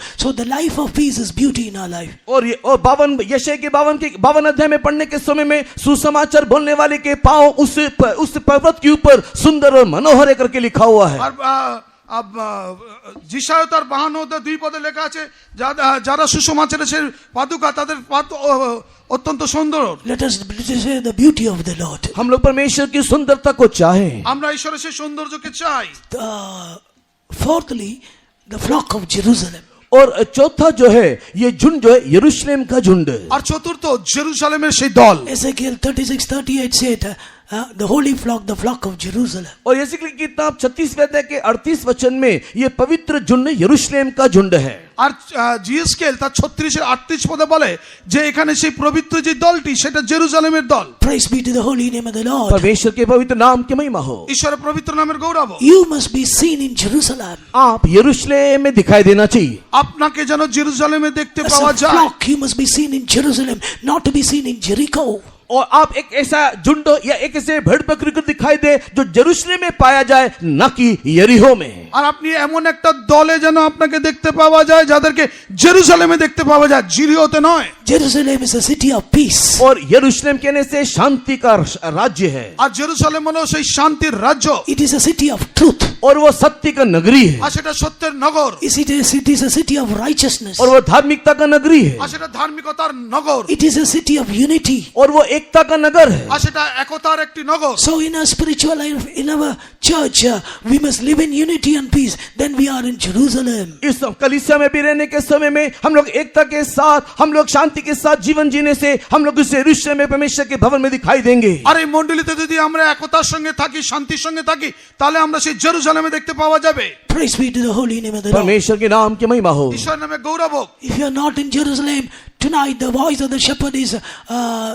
saying, "Come and follow me. I'll take you to Jerusalem." अगर आज अपने जीवन को आप यरूशलेम में नहीं पाते हो तो आज चरवाही की आवाज आपको यही कह रहा है, आओ मैं तुम्हें यरूशलेम ले चलूं। আর আজকে যদি আপনি নিজেকে জেরুজালেমে দেখতে পাচ্ছেন না, তাহলে সেই মেষপালক আজকে আপনাকে এই আওয়াজ দিচ্ছে, আসো আমি তোমাকে জেরুজালেমে নিয়ে যাব। Or otherwise, this Jerusalem speaks about the fellowship of the apostles, fellowship with the consecrated servants of God who are doing the ministry after the order of Melchizedek. अन्य शब्दों में बोलने के समय में यरूशलेम बोलने से उन प्रेरितों और भविष्यवक्ताओं को दिखाता है जो मलकीसेदेक की रीति के अनुसार परमेश्वर की सेवकाई को कर रहे हैं। আর অন্য ব্যাপারে অন্য ভাষায় যদি বলতে চাই, জেরুজালেমকে তার বিষয় দেখায় সেই সেবকদের জন্য, পবিত্র সেবক যারা মলকি রীতি অনুযায়ী তারা শ্রেষ্ঠ যাজক। Praise be to the holy name of the Lord. परमेश्वर के पवित्र नाम की महिमा हो। ঈশ্বরের পবিত্র নামের গৌরব হোক। Fifthly, according to Psalm 100 and verse 3, it is written, flock of his pasture, और sheep of his pasture. 100 भजन का उसके 30वें वचन को पढ़ने के समय में वो चराइयों के भेड़ होकर के हम लोग अगले बैंक देखने पाते हैं। আর পঞ্চম 103 গীতে তার 3 পদে দেখায় যে সেই তারা চরণীর মেষ। Sheep of his pasture. और उसकी चराइयों के भेड़े। আর তারা সেই চরণীর মেষ। We are the sheep of his pasture. हम लोग उसके चराइयों की भेड़े हैं। আমরা তার চরণীর মেষ। This pasture speaks about deeper truth and doctrines related to the growth of a spiritual life, which can bring us to a life of perfection. और ये चराई बोलने से हमें सिद्धता की ओर ले जाने वाला एक परमेश्वर की गहरी सच्चाइयों को और उपदेशों को दिखाता है। আর এই চরণী বলতে আমাদের সেই ঈশ্বরের জ্ঞানের সিদ্ধতা এবং বিশেষ সেই সব নিগূঢ় তত্ত্বের বিষয় আমাদেরকে দেখায়। Praise be to the holy name of the Lord. परमेश्वर के नाम की महिमा हो। ঈশ্বরের নামে গৌরব হোক। Lord is my shepherd, I shall not want. और यहोवा मेरा चरवाहा है, मुझे कुछ घटी ना होगी। আর সদাপ্রভু আমার পালক, আমার অভাব হইবে না। If you want to grow in your spiritual and come to perfection, you must eat the food the shepherd has provided in his sheepfold. अगर आप परमेश्वर की चरवाहा होते हुए आत्मिक जीवन में आगे को बढ़ना चाहते हो तो चरवाहा जो चराई हमें देता है, जो भोजन हमें देता है, उसे खा करके हम लोग आत्मिक जीवन में आगे बढ़ना चाहिए। আর আপনি যদি সেই চরণীর মেষ হয়ে যদি আপনি বলবান হতে চান, তাহলে পালক যে খাবার আপনাকে দেবে সেটা খেয়ে আপনি বলবান হবেন। Sixthly, according to Jeremiah chapter 33 verse 13, और यिर्मयाह की किताब 33वें अध्याय के 13 वचन के अनुसार, আর জেরেমিয়া তার 33:13 পদ অনুযায়ী it is written, flocks that passeth under the hands of him that telleth. और यहाँ पर उस झुंड के बारे में लिखा है जो उसके हाथों के नीचे से जो उसे कहता है जो जाते हैं। আর এটা তার বিষয় বলছে সেই দল যারা তার হাতের নিচ থেকে তারা যায়। Flocks that pass under of them that telleth, under the hand of him that telleth.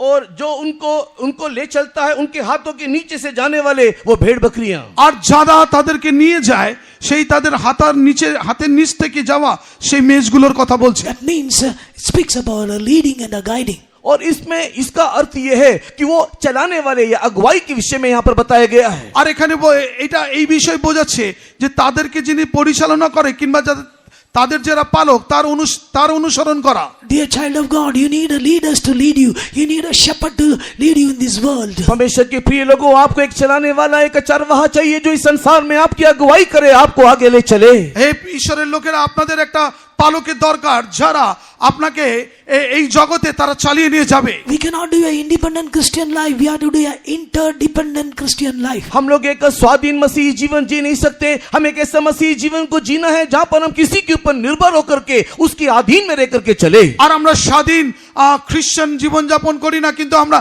এমন খ্রিস্টান জীবনযাপন করি কারোর উপর নির্ভর করে তার অধীনে থেকে চলা এক জীবন। Praise be to the holy name of the Lord. परमेश्वर के पवित्र नाम की महिमा हो। ঈশ্বরের পবিত্র নামে গৌরব। Come under the leading of the saints of God who are appointed by God in the church. कलीसिया में जो संतों के द्वारा हमारे लिए अगुवाई करते को रखे गए, उसकी अधीन रहते हुए, उसकी अगुवाई को पाते हुए हम लोग आगे बढ़े। আর মণ্ডলীতে আমাদেরকে চালনা করার জন্য যে পালককে পাঠানো হয়েছে তার অধীনে থেকে তার ইশারাতে চলা দরকার। Praise be to the holy name of the Lord. परमेश्वर के नाम की महिमा हो। ঈশ্বরের নামে গৌরব। Psalms 23 is very beautiful, very encouraging, very consoling and comforting in all situations. हाँ, ये भजन संगीता 23 को पढ़ने के समय में बहुत ही सुंदर, तसल्ली देने वाला, एक सहारा देने वाला एक बहुत ही सुंदर गीत होकर के हम लोग देखने पाते हैं। আর যখন আপনি 23 গীতটা পড়বেন তখন সেই গীতটা আপনাকে অত্যন্ত ভালো গীত, সুন্দর গীত, যা আপনাকে সান্ত্বনা দেবে এমন গীত। In a foreign country, a famous actor was honored by many guests in a feast. और एक विदेश में एक बहुत ही सुंदर एक जो नायक था, अनेक लोग जो उसके घर में अतिथि आए थे उसके द्वारा बहुत ही सम्मानित किया गया। আর একজন অভিনেতা ছিল বিদেশে। There was a feast of ceremony to honor him. और एक इस प्रकार के एक समारोह का आयोजित किया गया था जहां पर उसमें उसको सम्मानित किया जाना था। আর তার সেই অভিনেতাকে এমন একটি মঞ্চ তৈরি করলো যেখানে তাকে সম্মানিত করা হলো। After the ceremony is over, the organizer said unto this actor, "Can you recite something for the crowd?" और ये जब समारोह चल रहा था तो उस समय में उस समारोह को आयोजन करने वाले आयुक्त ने कहा कि क्या आप जो समूह आपको देखने के लिए यहाँ पर आए उसके लिए कोई बात आप बोल सकते हो। আর যখন এই বড় একটি সভা চলছিল যেখানে তাকে অভ্যর্থনা জানাচ্ছিল, সেখানে যিনি হোস্ট অ্যানাউন্সার ছিলেন সে তাকে জিজ্ঞেস করল, আপনি কি জানেন কেন এত লোকেরা আপনার কাছে এসে তাদের জন্য কি বলবেন? What should I recite? There was a clergyman, spiritual man. He said, you have to recite Psalms 23. और वहां पर उसने उसको इस प्रकार पूछा कि मैं उनके सामने क्या बात को दोहराऊं, तो वहां पर एक आत्मिक व्यक्ति था, धार्मिक व्यक्ति था, उसने कहा कि भजन संहिता 23 को तुम जाकर के वहां पर दोहराओ। আর সে সেখানে বলল যে আমি এদের জন্য কি বলবো। তখন এক আত্মিক ব্যক্তি ছিল, সে তাকে বলল যে তুমি গীত সংহিতা 23টা সেখানে গিয়ে বলো। But on one condition he agreed. किंतु एक शर्त में इस बात को उसने मान लिया। আর একটা শর্তে তিনি এই কথাটা মেনে নিলেন। After my turn is over, oh clergyman, gentlemen, you have to do it. और उसने कहा कि मेरा जो बोलने का भाव हो जाने के बाद आपको आकर के ये बात करना है। আর সে একটা কথা বলল, যখন আমি বলে শেষ করব আমার পর আপনারা এই গীতটি বলবেন। The actor recited Psalms 23. After it was a big applause, thumping on the desk. People were shouting and rejoicing. और उसने वहां पर जाकर के भजन संहिता 23 को वहां पर उसने दोहराया और उसके दोहराने के बाद सारे लोग तालियों को बजाते हुए उसको आदर करने लगे। আর যখন সে সেখানে গিয়ে গীত সংহিতা 23টি বললেন তখন সমস্ত লোকেরা তাকে সেই তালি বাজাতে শুরু করলো। After that, the clergyman came. और उसके बाद वो आत्मिक व्यक्ति, वो बुजुर्ग व्यक्ति वहां पर आए। আর তারপরে সেই আত্মিক ব্যক্তিটি সেখানে এলেন। He took the microphone and recited the psalm. और उसने वहां पर गया और वहां पर जाकर के माइक को लिया और इसी 23 भजन को उसने वहां पर दोहराया। আর সে সেখানে গেল, মাইকটা নিল, তারপরে সে গিয়ে 23 গীতটা আবার বলল। At the end, all the audience was sobbing and weeping. और अंत में ऐसा हुआ कि जब उसने गीत को खत्म किया वहां पर रहने वाले सारे लोग वहां पर रोने लगे, आंसू बहाने लगे। আর শেষে এরকম হলো, যখন সেই গীতটিকে শেষ করছে সেখানে যত লোক ছিল প্রত্যেকে তারা কাঁদতে শুরু করলো। The actor stood and said like this. और वो एक्टर खड़े होकर के इस प्रकार क्या कहा, আর সে অভিনেতা দাঁড়িয়ে এইভাবে বললেন, My reciting 23rd Psalm reached your ears, but this man reciting reached your hearts. उसने कहा, उस नायक ने कहा कि जब मैंने ये गीत भजन संगीता 23 गाया तो उस समय में आप लोग के कान तक ये पहुंचा, लेकिन जब इस बुजुर्ग व्यक्ति ने या इस धर्मी व्यक्ति ने जब उस गीत को दोहराया वो आपके दिल तक जा पहुंचा। আর সেই অভিনেতা বলল, যখন আমি এই গীতটি পাঠ করেছিলাম আমার এই গীতটি আপনার কানে ভালো লেগেছিল, কিন্তু যখন এই ধার্মিক ব্যক্তিতে এই গীতটি পাঠ করলো সেটা আপনাদের হৃদয়কে ছুঁয়েছে। I know Psalms 23, but this man know the shepherd of the Psalms 23. और उसने कहा कि मैं भजन संगीता 23 जानता हूं, किंतु ये उस भजन संगीता 23 में जो चरवाहा है उसको वो जानता है। আর আমি গীত সংগীতা 23টা জানি, কিন্তু ইনি গীত সংগীতা 23-এর যে পালক তাকে জানে। We may be reciting this 23rd Psalm memorizing very often, but we should know who our shepherd, what our shepherd is. That's the beauty of a Christian life. हम लोग बारंबार इस भजन संगीता 23 को दोहराते हैं, मनन करते रहते हैं, लेकिन इस भजन संगीता 23 में जो चरवाहा है वो कौन है, वो क्या है, इसको हम लोग भली भांति जानना चाहिए। আর আমরা বারবার এই 23-এর গীতটা আমরা আওলাই পড়ি জানি, কিন্তু এই 23-এর গীতের পালকটিকে তাকে কোনোদিন জানি না। Coming to the text verse, last verse, 6th verse, surely his goodness and mercy shall follow me all the days of my life. I will dwell in the house of the Lord forever. भजन संगीता 23 के छठे वचन को पढ़ने के समय में निश्चय भलाई और करुणा जीवन भर मेरे साथ साथ बनी रहेगी और मैं यहोवा के धर्म में धाम में सर्वदा वास करूंगा। 23-এর গীতে 6 পদে এইভাবে বলছে, কেবল মঙ্গল ও দয়ায় আমার জীবনের সমুদয় দিন আমার অনুচার হইবে, আর আমি সদাপ্রভুর গৃহে চিরকাল বসতি করিব। Surely a surety is given here. यहाँ पर एक निश्चितता दिया गया है। আর এখানে একটা নিশ্চয়তা দেওয়া হয়েছে। When we look into this world, there is no surety for many things. जब हम लोग इस संसार में देखते हैं तो किसी भी बात का एक निश्चितता हमें नहीं मिलता। আর আমরা যখন এই জগতে দেখি কোনো বিষয়ে কোনো নিশ্চয়তা নেই। Everything in this world is uncertain. There is no surety. यहाँ पर दिखाई देने वाली सारी बातें अनिश्चित है, इसमें कोई भी निश्चितता नहीं। আর আমরা এই জগতে যা কিছু দেখি সমস্ত কিছু অনিশ্চিত, কোনো কিছু নিশ্চিত নয়। Our life is uncertain. Wealth is uncertain. Our education is uncertain. Our business is uncertain. Our money, wealth, everything seen, visible and invisible, which we trust in this world, it's uncertain. There is no surety at all. हमारे जीवन को देखने के समय उसमें कोई निश्चितता नहीं। हमारे संपत्ति में, हमारे पढ़ाई लिखाई में, हमारे व्यापार में, हमारे संसार में दिखाई देने वाले, नहीं दिखाई देने वाले किसी भी बात में निश्चितता दिखाई नहीं देता। सब कुछ माया ही है। আর আমরা যখন এই জগতে দেখি কোনো কিছু নিশ্চিত নয়, সেটি আমাদের জীবন হতে পারে, আমাদের পড়াশোনা হতে পারে, আমাদের অর্থ হতে পারে, আমাদের ব্যাপার হতে পারে। আমরা এই জগতে যা দেখা যায় যা দেখা যায় না সমস্ত কিছু অনিশ্চিত। 1 Timothy chapter 6 verse 17, St. Paul says, let not the rich man of this world trust in his uncertain riches. That means riches and wealth is very uncertain. और पहला तिमोथी 6:10 में पढ़ने के समय में धनी व्यक्ति इस धन के ऊपर तू अपना भरोसा नहीं रखना, क्योंकि संसार की सारी धन संपत्ति जो है वो अनिश्चित है। আর প্রথম তিমোথী 6:10 পদে এইভাবে সাধু পৌল বলছে যে এই জগতে যা কিছু দৃশ্যমান, যা কিছু ধনবান, তার দিকে তুমি নির্ভর করো না, এই সমস্ত কিছু অনিশ্চিত। Praise be to the holy name of the Lord. परमेश्वर के पवित्र नाम की महिमा हो। ঈশ্বরের নামে গৌরব হোক। Surely goodness and mercy shall follow me all the days of my life.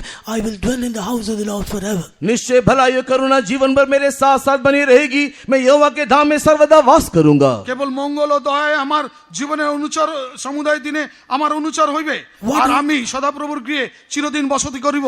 What are the goodness of the Lord offers us or promises us? और यहाँ पर वो कौन सी भलाई है जो परमेश्वर हमसे वायदा कर रहा है। আর এটা সেই কি মঙ্গল যা ঈশ্বর আমাদের কাছ থেকে চাইছে। Goodness means यहाँ पर भलाई कहने से আর এখানে ভালো উত্তমতা বলতে গেলে receiving those things which we do not deserve. वो चीज को पाना जिसके हम पाने के योग्य नहीं। আর সেই জিনিসগুলোকে প্রাপ্ত করা যা পাবার আমরা যোগ্য নই। Goodness means receiving those things for which we are not worthy at all. जिस चीज को पाने के अंदर हमारे अंदर कोई भी योग्यता नहीं, उस चीज को परमेश्वर से पाना ही ये वो भलाई है। আর যেই জিনিসগুলোকে পাওয়া আমাদের কোনো যোগ্যতাই নেই, সেই জিনিসগুলো পাওয়াই আমাদের জীবনের মঙ্গলকে বোঝায়। That's what we read in Genesis chapter 32 verse 10, Jacob says, I am not worthy for the least of the mercies and the truth the Lord has shown me. I crossed this Jordan with a rod, but staff, but now I become two bands. So goodness of the Lord has blessed him there. और भजन संगीता 32 को पढ़ने के समय में वहां पर याकूब इस प्रकार कहता है कि परमेश्वर की भलाई और करुणा को प्राप्त करने के लिए मेरे अंदर कोई भी योग्यता नहीं, मैं तो केवल एक लाठी के सहारे आगे गया था, लेकिन देख अभी मैं दो दल होकर के यहां से लौट रहा हूं। আর আদি পুস্তক তার 32:10 যখন আমরা দেখি, যাকব বলছে যে দেখো ঈশ্বরের কাছ থেকে যে সমস্ত মঙ্গল পেয়েছি তার মধ্যে দিয়ে একটিও পাওয়ার আমার যোগ্যতা ছিল না, আমি তো শুধু একটি লাঠি নিয়ে নদীর এপার থেকে ওপার এসেছি, এখন আমরা দুই দল। We are not at all worthy for the least of the mercies and the blessings of goodness of God in our life. हाँ, परमेश्वर से किसी भी प्रकार की भलाई करुणा को पाने के लिए हमारे जीवन में कोई भी योग्यता नहीं। আর ঈশ্বরের কাছে কোনো কিছু মঙ্গল পাওয়ার আমাদের কোনো যোগ্যতাই নেই। Today God has blessed us abundantly. We are not worthy for it. It's not on the merit on basis of our goodness. It's according to the goodness of God. आज हम लोग परमेश्वर से बहुत सारे भलाई को प्राप्त किया है, ये हमारी योग्यता के कारण, ये हमारे अंदर किसी प्रकार की विशेषता के कारण नहीं, लेकिन जो भी कुछ हमने प्राप्त किया है ये केवल परमेश्वर की दया, उसकी करुणा के कारण ही है। আর আজকে আমরা ঈশ্বরের কাছে যে সমস্ত মঙ্গল পেয়েছি তার একটার পাওয়ার আমাদের যোগ্য নয়, কিন্তু যা পেয়েছি শুধুমাত্র তার দয়া এবং অনুগ্রহের কারণে। He maketh the sun to shine upon the good and the bad, and the rain upon the just and the unjust. It is the goodness of God for which we are not at all worthy for it. और हम और परमेश्वर देखो वो भले और बुरे के ऊपर, धर्मी और अधर्मियों के ऊपर वो मेघ को बरसाता है, वो सूरज की रोशनी देता है, हम कोई रीति से पाने के योग्य नहीं, ये परमेश्वर की दया, उसकी करुणा ही है। আর দেখো তিনি যারা ভালো তাদের এবং যারা মন্দ তাদের উপরও সূর্যর আলো দেয়, বৃষ্টির জল দেয়। দেখো আমাদের কোনো উত্তমতা ছিল না, কিন্তু তিনি দয়ালু ঈশ্বর, তাই মঙ্গল করেছে। Every year crowneth you and me with his goodness. हर एक दिन वो अपनी भलाइयों से हमारा अपना मुकुट पहनाता है। আর প্রতিদিন তিনি উত্তমের দ্বারা, উত্তমতা দ্বারা, মঙ্গলের দ্বারা তিনি সেই মুকুট He আমাদেরকে দেয়। crowneth the year with goodness. वो हमको उसकी भलाई से भलाई, वो सालों के भलाई के मुकुट को हमें पहनाता আর है। তিনি বছরের সমস্ত ভালো উত্তম মঙ্গলের মুকুট তিনি আমাদের পরান। He gives goodness of the body as an healing. और हमारे Healing is the goodness of the body. हमारे शरीर में चंगाई उसकी दिया हुआ भलाई है। আর আমাদের মধ্যে যেই শরীরের মধ্যে যেই সুস্থতা তার মঙ্গলতার কারণে। Peace and rest in the soul is a goodness to the soul from the और हम Lord. लोग जो विश्राम और शांति को अपने प्राण में अनुभव करते हैं, ये भी उसका दिया हुआ भलाई है। আর আমরা যে আমাদের প্রাণের শান্তিকে অনুভব করি এটাও সেই মঙ্গলের একটি ভাগ। Whenever we come to the presence of the Lord, God is feeding us with the goodness from the heights of Zion. That means good messages and teachings in the Bible study needed for growth. हमारे आत्मिक जीवन में जब कभी भी परमेश्वर के सम्मुख में आते हैं, सिय्योन की ऊंचाई से परमेश्वर हमको हमारे आत्मिक जीवन की उन्नति के लिए जो वचनों के द्वारा जो भोजन देता है, वो भी सब परमेश्वर की भलाई है। আর যখন আমাদের আত্মিক জীবনে কোনো উন্নতির জন্য আমরা যখন তার সাক্ষাতে আসি, তিনি তার বাক্যের দ্বারা সিয়ন থেকে আমাদের সেই সমস্ত মঙ্গল প্রদান করে। Romans chapter 2 verse 4 says, let the goodness of the Lord leadeth you to repentance. और परमेश्वर का वचन रोमी की किताब 2 अध्याय में पढ़ने के समय में परमेश्वर की भलाई हमें उससे पश्चाताप की ओर ले जाना चाहिए। আর রোমীয় তার 2 অধ্যায় আমরা যখন পড়ি তখন এইভাবে বলা হচ্ছে যে ঈশ্বরের সেই মঙ্গলতা আমাদের সেই অনুতপ্ত জীবনে নিয়ে যায়। When we receive money, good job, wealth and properties, when we increase in the worldly blessing, we should not be puffed up. We should repent. Lord, I am not worthy for it. और जब कभी भी इस संसार में धन, संपत्ति, नौकरी या किसी भी प्रकार के आशीष को हम लोग प्राप्त करते हैं, उस आशीष को प्राप्त करने के बाद हम घमंड से फूलना नहीं चाहिए, किंतु मन फिराते हुए हे प्रभु इन सारी बातों को पाने के मैं योग्य नहीं बोलते हुए हम परमेश्वर के सम्मुख में आना चाहिए। আর যখনই আমরা এই জগতে ধন সম্পত্তি কোনো চাকরি আমরা যখন পাই তখন নিজেকে গর্বিত না করে তখন এই কথা বলা উচিত, হে প্রভু এই সমস্ত কিছু পাওয়ার আমি যোগ্য ছিলাম না, কিন্তু তোমার দয়াতে আমি এই মঙ্গলে আমি এই সমস্ত কিছু পেয়েছি। What I am, Lord, what is my family that they may bring me hitherto and remember me, Lord. That's what the saying of David. Dawood इस प्रकार कहता है कि प्रभु मैं कौन हूं, मेरा परिवार क्या है, ये जो तूने अभी तक मुझे इस रीति से चला करके ले आया है। আর দাউদ এইভাবে বলছে যে প্রভু আমি কে, আমার পরিবারটাই বা কি, যে প্রভু তুমি আমাকে এইভাবে চালিয়ে নিয়ে এসেছো। Thou hast remembered me in my low estate, thy mercy endureth forever. और तूने मेरी दुर्दशा में मेरी सुधि लाई, परमेश्वर की करुणा सदा की है। আর তোমার আমার দুরবস্থার সময় তুমি আমাকে স্মরণে রেখেছো, তোমার দয়া অনন্তকাল Let us স্থায়ী। be faithful to the goodness of God in our life. हमारे जीवन में परमेश्वर की भलाई के लिए विश्वास योग्य रहे। আমাদের জীবনে সমস্ত মঙ্গলের জন্য আমাদের বিশ্বাসযোগ্য থাকা উচিত। What is mercy? ये दया क्या है? আর এটা দয়াটা কি? It is to with all the things we do deserve in our life, to withhold the things that we deserve. और जिसके लिए हम योग्य हैं उस चीज को हम लोग जो प्राप्त करते हैं उसको जो रोकता है। আর যার জন্য যার যোগ্য আমি যা যেটাকে রুখে, Mercy is to withhold the things we do deserve. और दया या करुणा बोलने से वो चीज है जिसको हम पाने के योग्य उसके लिए एक रुकावट होता है। আর দয়া বলতে এটা বোঝায় যা আমরা পাওয়ার যোগ্য সেটা যদি কোনো ক্ষেত্রে আটকে যায় সেটাকে বোঝায়। That means we are worthy for the judgment of God, we are worthy for the condemnation of God, we are worthy for the wrath of God. The mercy of God is withholding that. उसका अर्थ ये है कि हम परमेश्वर का न्याय और उसके द्वारा उसे डांट को या उसके विचार को पाने के लिए हम लोग योग्य हैं, लेकिन परमेश्वर की दया जो है उस दंड के लिए हमें रोकता है। এর অর্থ হলো যে ঈশ্বরের সেই বিচার তার দণ্ড, কিন্তু ঈশ্বরের অনুগ্রহ হলো এটা যে সেই সমস্ত পাওয়ার ক্ষেত্রে আমাদেরকে ঈশ্বরের দয়া তা থেকে আমাদেরকে বাঁচায়। Because of all our iniquities and failures, because of our deliberate sins, presumptuous sins, we were supposed to be destroyed, we were supposed to be judged, we are supposed to come under the wrath of God, but the mercy of God has withholden this in our life. हमारे सारे पापों के कारण, हमारे सारे दुस्साहस पापों के कारण हमारे जीव में परमेश्वर का न्याय आना था, हमारे ऊपर परमेश्वर का न्याय का दंड की आज्ञा होना था, लेकिन परमेश्वर अपनी दया से, परमेश्वर अपनी करुणा से वो न्याय वो दंड हमारे ऊपर नहीं आने के लिए वो उसे रोक देता है। यही वो करुणा है, यही वो दया है। আর আমাদের দুঃসাহসিকতা পাপের জন্য এবং আমাদের নানান রকম অবাধ্যতার কারণে যে সমস্ত বিচারাধ্যায় দাঁড়িয়ে যে দণ্ড আমাদের জন্য পাওয়া দরকার ছিল সেই দণ্ড থেকে বাঁচিয়ে নিয়েছে ঈশ্বর, সেইটাকে দয়া আর অনুগ্রহ বলে। It is His mercy that we are not consumed. ये उसकी दया है जो हम नाश नहीं हुए। আর এটা তার দয়া যার দ্বারা আমরা কেউ বিনাশ হইনি। Psalm 78 says, in His compassion He has forgiven our sins and He has not destroyed us. 78:38. 78 भजन के 38 वचन में उसकी दया के कारण हम अभी तक विनाश नहीं हुए, उसकी करुणा ने उसने अभी तक हमें थामा हुआ है। গীত তার 78-32 এইভাবে লেখা আছে, যা তার বিবিধ দয়ার গুণে আমরা আজও বিনষ্ট হই নাই। I am the Lord that changeth not, because of the sons of Jacob are not destroyed. और मैं वो ना बदलने वाला परमेश्वर इसी कारण से याकूब के संतान अभी तक नाश नहीं हुए। আর আমি অপরিবর্তিত ঈশ্বর হবার কারণেই যাকোবের সন্তানরা এখনো বিনাশ হয়নি। Oh dear brother, dear sister, we were supposed to be destroyed, we were supposed to become under the judgment of God long ago, but the mercy of God has with all this judgment and condemnation which could come upon our life, but that is the grace of God and the mercy of God. परमेश्वर के प्रिय लोगों, बहुत ही पहले हमारा न्याय हो जाना था, हमारे जीवन के किए हुए कामों के कारण दोष लगाते हुए हम लोग नष्ट हो जाना था, किंतु परमेश्वर अपनी बड़ी दया कृपा करुणा से अभी तक हमें थामा हुआ है, इसी कारण से हम नष्ट नहीं हुए हैं। হে প্রিয় লোকেরা, আমরা অনেক দিন আগে বিনষ্ট হয়ে যেতাম, যিনি আমাদের জন্য সর্বসময় দোষ লাগায় তার কারণে, কিন্তু ঈশ্বরের দয়া অনুগ্রহ কারণে আমরা আজও কেউ বিনাশ হইনি। এটাকেই সেই ঈশ্বরের দয়া আর অনুগ্রহ বলে। By the mercies of God we can escape the wrath and the judgment of God. परमेश्वर की दया उसकी करुणा के कारण ही परमेश्वर का उससे न्याय और उससे क्रोध से हम लोग बच जाते हैं। আর ঈশ্বরের দয়ার কারণে সেই ঈশ্বরের ভয়ঙ্কর বিচার থেকে আমরা নিস্তার পেয়ে যাই। For the great sin Ahab has done through the provocation of Jezebel's wife, the judgment of God says like that, the dog shall eat your lick your blood in the place Naboth's blood was licked. और वहां पर जो Ahab ने जो गलती किया है Abigail के द्वारा किए जाने के द्वारा, उस समय में वहां पर न्याय इस प्रकार कहता है कि जहां पर नाबाल का जो मृत्यु हुआ है वहां पर कुत्ते तेरे खून को चाटेंगे, उस प्रकार का न्याय उसके ऊपर आया।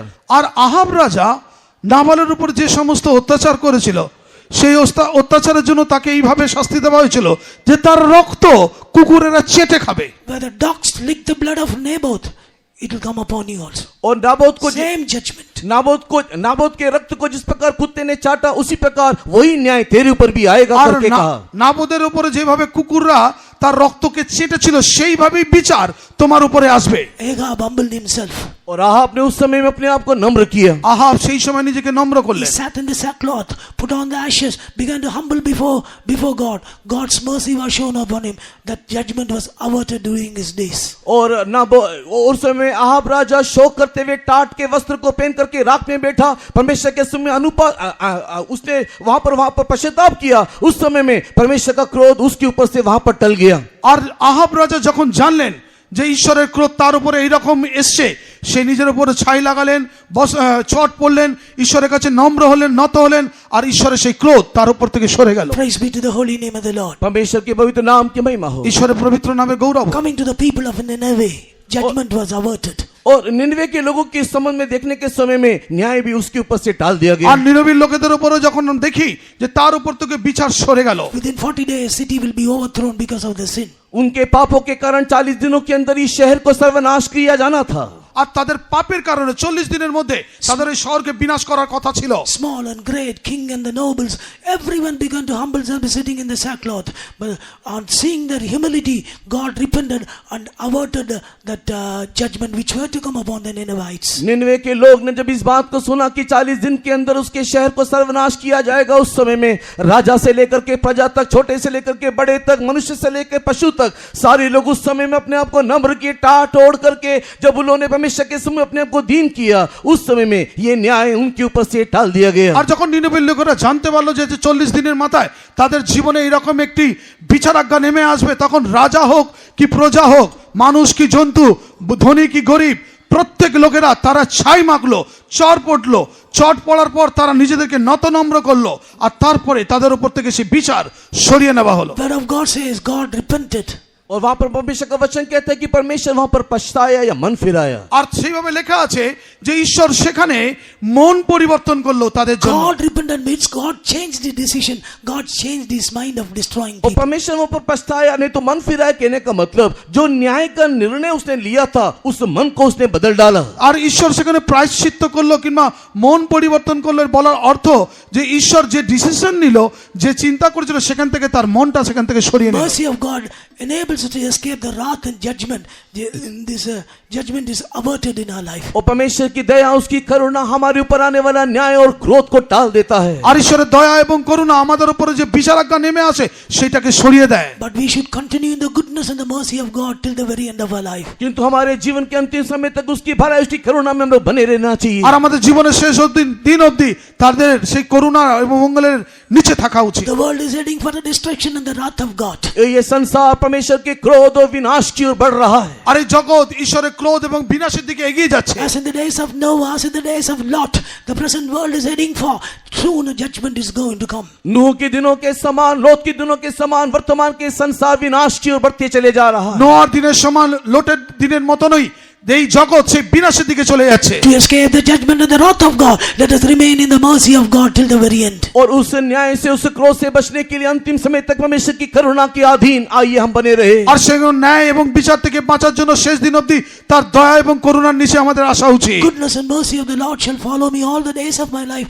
I will dwell in the house of the Lord forever. निश्चय भलाई और करुणा जीवन में मेरे साथ साथ बने रहेगी। मैं यहोवा के धाम में सर्वदा वास करूंगा। কেবল মঙ্গল ও দয়ায় আমার জীবনের সমুদয় দিন আমার অনুচর হইবে, আর আমি সদাপ্রভুর গৃহে চিরদিন বসতি করিব। Dwelling in the house of the Lord speaks about the immortal days of life. We are going to be with the Lord in the eternal heavens. और परमेश्वर के धाम में वास करने का अर्थ यह है कि हमारा अंदर एक अमरता का जीवन आएगा और हम सदा सर्वदा परमेश्वर के राज्य में वास करेंगे। আর ঈশ্বরের গৃহে বসতি করার অর্থ হলো যে আমাদের মধ্যে সেই অমরত্ব আসবে, আর জীবনের সারাটা দিন সারাটা জীবন তার কাছে আমরা বসবাস God is করব। building up Zion and Jerusalem. He is going to appear very soon to take us to that eternal habitation.